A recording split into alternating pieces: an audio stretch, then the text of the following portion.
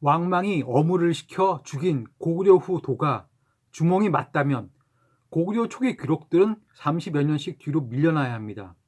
왕망이 고구려 후 도 혹은 추를 죽인 기사가 삼국사기 고구려 봉기 유리왕 31년 기록에 적혀있기 때문입니다.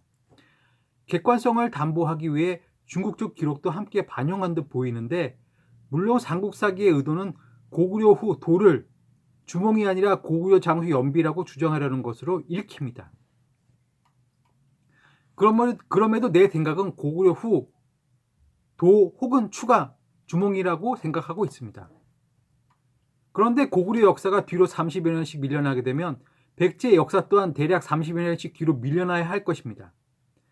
백제는 온조와 비류가 고구려의 왕권 경쟁에서 유리왕에게 밀려 남하하여 세운 나라이기 때문이지요. 즉 고구려 유리왕과 백제 온조왕의 역사는 서로 맞물려 있기 때문입니다. 고구려의 경우는 비상식적으로 긴 태조 대왕의 재위 기간을 줄이면 얼추 맞아 들어갈 것 같지만 백제의 경우는 어떨지 모르겠습니다. 백제의 경우는 좀 더 복잡한데 아마도 시조 온조왕 이후 다루왕, 기루왕, 계루왕, 초고왕 4대에 걸쳐 각각의 재위 기간을 조금씩 줄여야 할 듯합니다. 이들 재위 기간이 의심스러운 것은 4대에 걸쳐 모든 왕들이 거의 50여 년씩이나 왕위를 유지했다는 점입니다. 대개 왕위가 50여 년 정도 유지되려면 두 가지 조건이 맞아야 합니다. 우선 선대의 왕이 일찍 요절하고 후대의 왕이 어린 나이에 즉위하여 오래 살아남아 오랫동안 나라를 다스려야 합니다. 그러므로 몇 대에 걸쳐 계속 50여 년씩 왕위를 유지한 왕이 지속적으로 등장한다는 것은 아버지가 아들에게 왕위를 물려주는 부자 세습 왕조에서는 거의 불가능한 일입니다. 그러나 부자 세습이 아닐 경우는 가능합니다. 나이 차이가 많이 나는 형제 간의 왕위가 계승된다든지 아니면 연맹의 각 수장들이 번갈아가며 왕위를 맡는 경우에는 가능하겠죠. 나는 앞서 루라는 자가 성읍을 의미한다고 이야기했었습니다. 삼국지 위서 동의전 고구려조에 따르면 고구려에서는 성을 구루라고 했다고 합니다. 그러나 저는 구루에서 앞 구자를 해자를 의미하고 있고 뒤의 자 루가 성읍을 의미한다고 생각하고 있습니다. 그런데 흥미로운 것은 백제에서 이 류자가 뒤에 붙는 왕들이 연달아 등장한다는 것입니다. 시조 온조왕 이후 3대에 걸쳐 무슨 루 왕들이 등장합니다. 즉 온조왕의 맏아들 다루왕, 다루왕의 맏아들 기루왕, 그리고 기루왕의 아들 계루왕이 그들입니다. 이들은 모두 부자 간의 왕위가 계승되었는데 이처럼 부자 세습 시에는 50년씩 재위한 왕들이 연속적으로 등장하는 것은 불가능한 일이죠.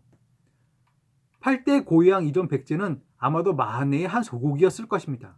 그러므로 온조왕 27년에 원산과 금현을 마지막으로 마한 땅을 모두 차지했다는 기사는 과장된 것으로 보여집니다. 하나의 가설을 제시하자면 다루왕, 기루왕, 계루왕, 초고왕의 재위기간이 약간씩 부풀려졌을 수도 있겠지만 다루, 즉 다성에 살던 왕들, 기루, 즉 기성에 살던 왕들, 그리고 계루, 즉 개성에 살던 왕들이 번갈아 가며 왕위를 차지했을 수도 있다는 것입니다. 만약 다루, 기루, 계루의 왕들이 모두 온조 가문의 일족이었다면 이런 상황도 가능하지 않았을까요? 그래서 제가 앞서 루나 나가 성읍을 의미하는 우리말이었다면 한국 고대사가 매우 색다르게 해석될 수도 있다고 말한 것입니다. 여하튼 8대 고유왕 이전 백제는 단지 마한내의 하나의 소국에 불과했을 것으로 보여집니다. 삼국사기 백제 본계에 나오는 선대 왕들의 기록은 다소 부풀려져 있을 가능성이 크죠. 고위 왕에 이르러서야 백제가 마한을 대체하여 한반도 남부를 대표하는 나라로 자림하게 된 것입니다. 다음의 글은 삼국지 위서 동의전 한조에 나오는 내용입니다. 경초 연간에 조예가 비밀리에 대방태수 유훈과 낭랑태수 선우사를 보내 대해를 건너 두 군을 평정하고 한의 여러 신지들에게는 읍군의 인수를 주고 그 다음 실력자에게는 읍장의 관직을 주도록 했다. 그곳 사람들은 습관상 옥과 두건을 좋아하여 하오들 쫓아 군으로 나와 태수를 뵐 때는 모두 옥과 두건을 빌려 썼는데 스스로 인수와 옥과 두건을 마련해서 갖고 있는 자가 1000여 명이나 되었다. 부종사 오림은 낭랑군이 본래 한을 통치했으므로 진한의 8나라를 떼어 낭랑군에 병합시키려 했다. 그런데 이 점에 대해 역관이 번역할 때 사실과 다르게 전하는 곳이 있었으므로 한의 신지 백제의 고위왕에 해당됨 격분하여 대방군의 기리형을 공격했다. 이때 대방태수 궁준과 낭랑태수 유무가 군사를 일으켜 토벌에 나섰고 이 싸움에서 궁준이 정사하였지만 두 군은 드디어 한을 멸망시켰다. 이때를 기점으로 백제국은 목지국을 대체하여 한반도 남부의 주도권을 쥐게 된 것으로 보여집니다. 이때 멸망했다는 한은 만을 말할 것입니다. 그리고 책에서 한의 신지를 백제 고이왕이라고 말하고 있는데 다른 해석도 가능할 것 같습니다. 또 다음 책을 참고 삼아 이야기를 진행시켜 나가보도록 하죠. 다음의 글은 푸른 역사에서 펴낸 한국구대사 1권에 나오는 글입니다. 이때 백제국도 군영 공격에 참여했지만 큰 타격을 입지 않았고 오히려 다른 소국들의 약화를 틈타 이 지역의 맹주로 발돋움했다. 고이왕의 장자는 대방 왕녀와 혼인했다고 하는데 이는 백제국이 중국 군영과의 관계에서 이 지역의 대표로 부상했음을 의미한다. 또한 삼국사기에 따르면 260년에 육자평제, 16관등제, 관복제 등을 시행했다고 한다. 여러 사료를 종합했을 때 고이왕대에 이 제도를 시행했을 가능성은 희박하지만 적어도 고이왕대가 백제사의 중요한 획기로 인식되었으면 분명하다. 내가 이 글을 참고한 이유는 이 글이 그래도 학계의 가장 보편적인 인식을 반영하고 있다고 보기 때문입니다. 그런데 여기서 주목할 부분은 바로 고이왕의 장자와 대방 왕녀가 혼인했다는 기록입니다. 나는 이 주장이 정확하다고 보고 있습니다. 고이왕 이전 백제는 중국에게 알려진 나라가 아니었을 것입니다.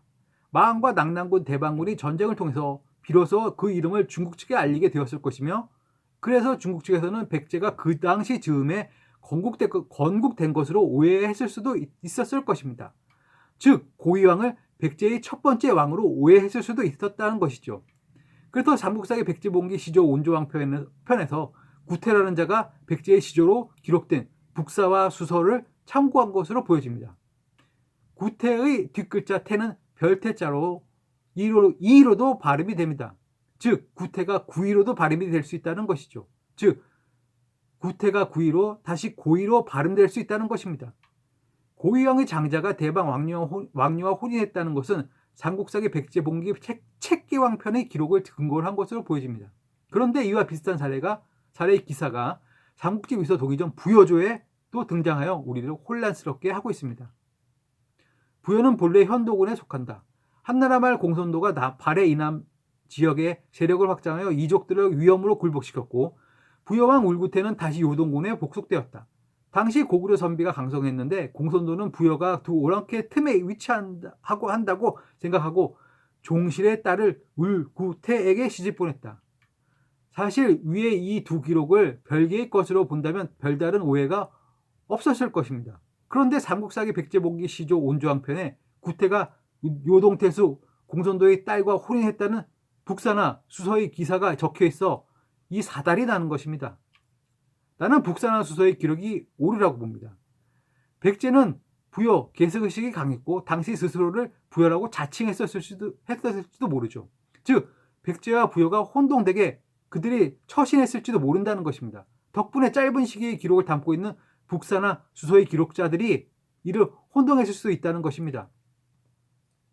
김은혜 교수가 쓰신 대주신을 찾아서에서는 이 부분을 매우 복잡하게 기술하고 있습니다.